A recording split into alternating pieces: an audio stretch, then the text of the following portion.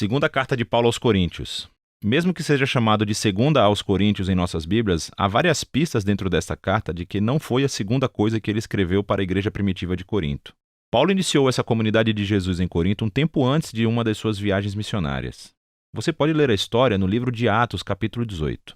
E após continuar a viagem, Paulo recebeu um relato de que as coisas não estavam indo bem por lá. Então ele escreveu uma carta que chamamos de Primeira aos Coríntios, para corrigir esses problemas, e parece que muitos na igreja rejeitaram os ensinos de Paulo naquela carta e se rebelaram contra a sua autoridade. Assim, aprendemos que nessa carta que Paulo tinha feito, pessoalmente, o que ele chama de uma visita dolorosa.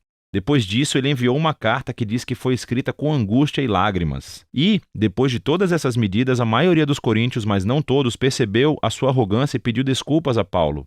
Eles queriam se reconciliar.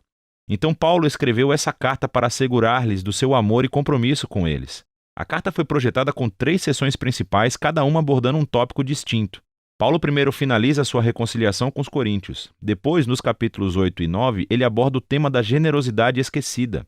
E nos capítulos finais, Paulo desafia os coríntios restantes, aqueles que ainda o rejeitam. Vamos nos aprofundar e ver como tudo funciona. Então, Paulo começa agradecendo a Deus de toda a misericórdia e conforto que trouxe paz e coragem para ele e os coríntios durante essa época de divisão e disputa. Ele reconhece que as coisas estão tensas desde aquela visita dolorosa, e claro que ele os perdoou, e quer um relacionamento aberto e honesto. Mas por que eles tinham rejeitado Paulo? Bom, descobrimos mais adiante nessa carta que os coríntios tinham ignorado Paulo como líder. Ele era pobre e tinha uma vida escassa através do trabalho manual. Ele estava sob constante perseguição e sofrimento.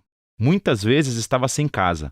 E ainda por cima, ele não era um orador público muito impressionante. Assim, quando os coríntios foram expostos a outros líderes cristãos mais ricos e impressionantes, começaram a desconsiderar Paulo. Na verdade, estavam com vergonha dele. Então, Paulo responde primeiro mostrando que a importância dada a esses líderes, simplesmente por causa de sua riqueza e eloquência, é uma traição a Jesus. Isso mostra um sistema de valores totalmente distorcido. A verdadeira liderança cristã, diz Paulo, não se trata de status ou autopromoção. Paulo descreve a si mesmo e aos outros apóstolos como escravos cativos do Rei Jesus que os conduz em direção a uma procissão de triunfo. O trabalho de Paulo não é impressionar outros, mas sim apontar as pessoas para aquele que é impressionante, Jesus. Então ele alude a uma exigência recente dos coríntios, querendo que ele fornecesse algumas cartas de recomendação para provar a sua autoridade e credenciais. E isso é ridículo para Paulo. A igreja em Corinto nem existia se ele não a tivesse começado.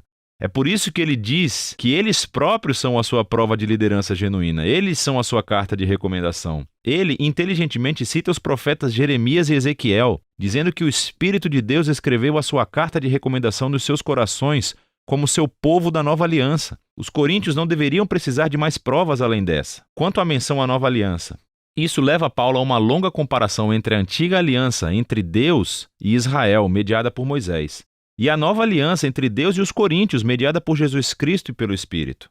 A antiga aliança, feita no Monte Sinai, foi verdadeiramente gloriosa. Ela fez o próprio Moisés brilhar com a glória de Deus, mas essa glória acabou por desaparecer. Sem mencionar o fato de que as leis dessa aliança foram ineficazes na verdadeira transformação de Israel. Mas a nova aliança, por comparação, é ainda mais gloriosa, porque o Jesus ressuscitado é a própria glória de Deus e vive para sempre. E é esse o seu Espírito que agora está transformando as pessoas para serem mais fiéis, assim como o próprio Jesus. Bom, tudo isso parece incrível. Quer dizer, quem não quer compartilhar da própria glória de Deus? Mas Paulo continua a mostrar como o paradoxo da cruz inverte as ideias dos coríntios sobre glória e sucesso. Afinal de contas, a exaltação gloriosa de Jesus como rei aconteceu através do seu sofrimento, execução e morte. Na cruz, Jesus revelou a salvação de Deus, morreu pelos pecados do mundo para reconciliar as pessoas com Deus. Mas a cruz faz ainda mais, revela o caráter de Deus. Ele é um ser de amor incondicional, que sofre e que busca o bem-estar dos outros. A cruz também revela um novo modo de vida através da cruz. E o objetivo de Paulo é que a sua vida e ministério imitem a cruz. Assim, embora sua carreira apostólica tenha sido marcada pela humildade, sofrimento, pela pobreza, tudo isso foi para servir aos coríntios. E assim, quando desaprovam a pobreza e sofrimento de Paulo, desaprovam também a Jesus.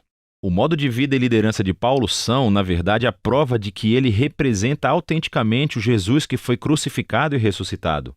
Paulo realmente quer se conciliar com os coríntios, mas não descansará até que se transformem e abracem o paradoxo da cruz invertida. Depois desse apelo impetuoso, Paulo prossegue para abordar o tema da generosidade esquecida. Os cristãos judeus em Jerusalém passaram pela pobreza devido a uma crise de fome. Paulo estava arrecadando dinheiro entre as novas igrejas que ele começou, a maioria cheias de não-judeus. Ele pediu que todas elas enviassem um presente de ajuda como um símbolo da sua unidade no Messias Jesus. E muitas das suas igrejas ficaram muito animadas para contribuir. Mas os coríntios, no meio de todo esse conflito com Paulo, não haviam poupado para o presente. E para Paulo, isso não é só sobre dinheiro, é um sinal de que os coríntios não foram transformados pelo Evangelho de Jesus, que na sua essência é uma história de generosidade.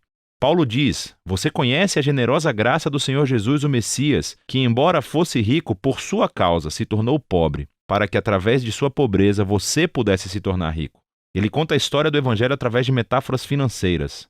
E ele se rebaixou para morrer como um escravo pobre para que outras pessoas arruinadas pelo pecado e pela morte pudessem ser exaltadas e se tornassem ricas por meio da graça de Deus.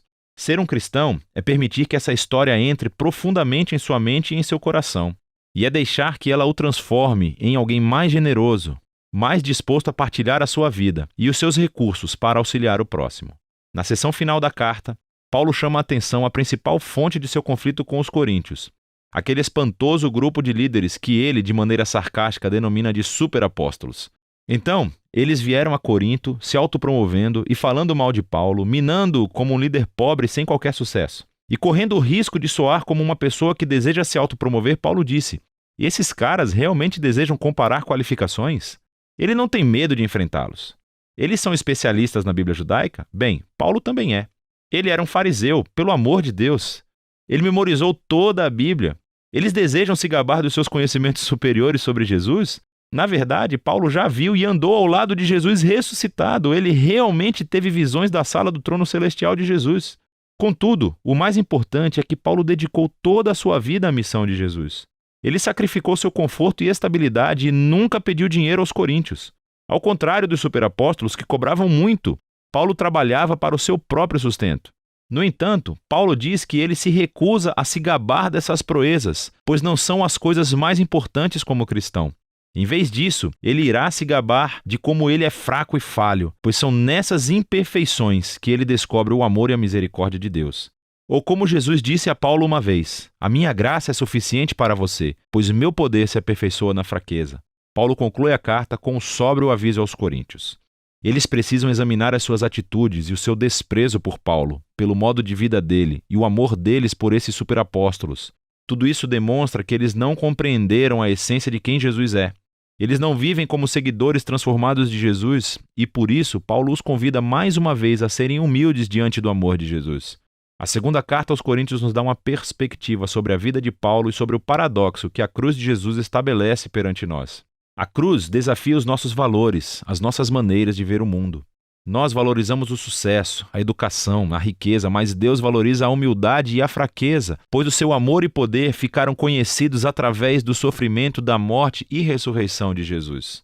A cruz também desencadeia o poder transformador e a presença do Espírito para capacitar os seguidores de Jesus a assumirem um modo de vida cruciforme e torná-lo o seu próprio. E é de tudo isso que se trata a segunda carta aos Coríntios.